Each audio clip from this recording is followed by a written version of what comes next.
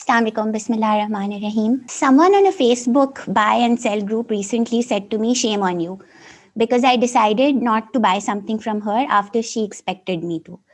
And because PTCC has made me habitual of thinking a little deeper about everything, I started thinking about Facebook as a platform itself.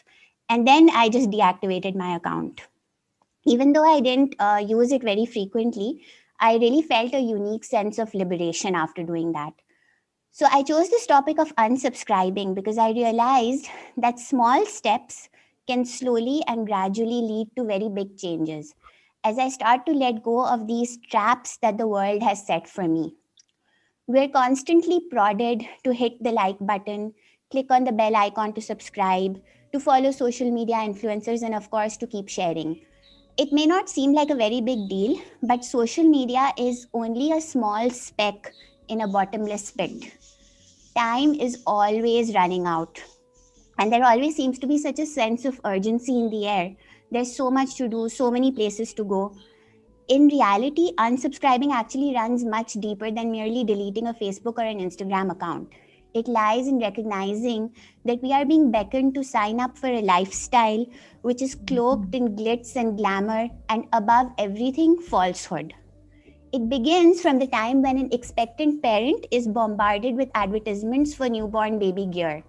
And then these parents line up for hours outside an elite school to register their baby because this elite school promises the only worthy future.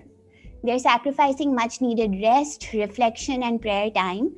And so far, they have only seen this baby on an ultrasound scan. This child is set up for the rat race and he gets sucked deeper and deeper in with every passing year. The best school, the best college, and then the best job to lead the best life. Money, time, and lives are invested in this pursuit. And taglines like happiness is just a slice away, only worsen this situation. The number of advertisements we are bombarded with on a daily basis is very frightening because each ad reminds us that we are inadequate and all our problems will be solved if only we bought all the products available. We now have faith in this capitalist structure where each person is dispensable. Even if a man has dedicated his entire life to an organization, he's dismissed ruthlessly once he reaches the end of his productive years. What people think has become much more important than whether we are meeting the standards of servitude set forth by our Creator. As Allah says in Surah Asr, indeed mankind is at a loss. Social pressure has led to such a huge problem of anxiety amongst people that now a market exists where people are actually willing to pay money to get help with a basic function like breathing under the guise of guided meditation. Let's just snap out of this. Everything worldly is finite. Why do we have to invest our limited time and resources in something that will succumb to time?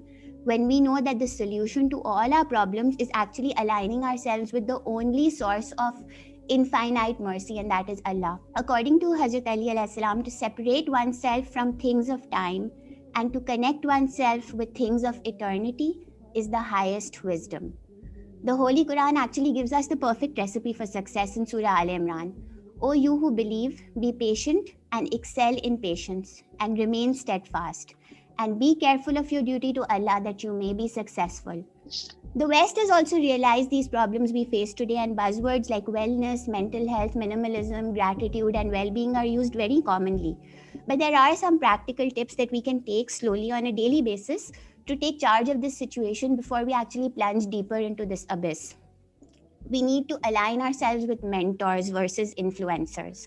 We need to take time out for introspection, recognize that we are born for a greater purpose, and recognize that we have the power to influence this purpose. We need to remain grounded in shukr, in gratitude. We need to question the norms, think about whether these norms actually align with the values. It's not always necessary to go to that school, go for that degree, or commit to the daily grind with a corporate job if it's not something that aligns with our own values. We need to be careful with decisions that we take. Are they meaningful, or will they simply add to the clutter in our lives? Don't be afraid of taking those decisions that may seem unconventional but feel right. And above everything, have faith.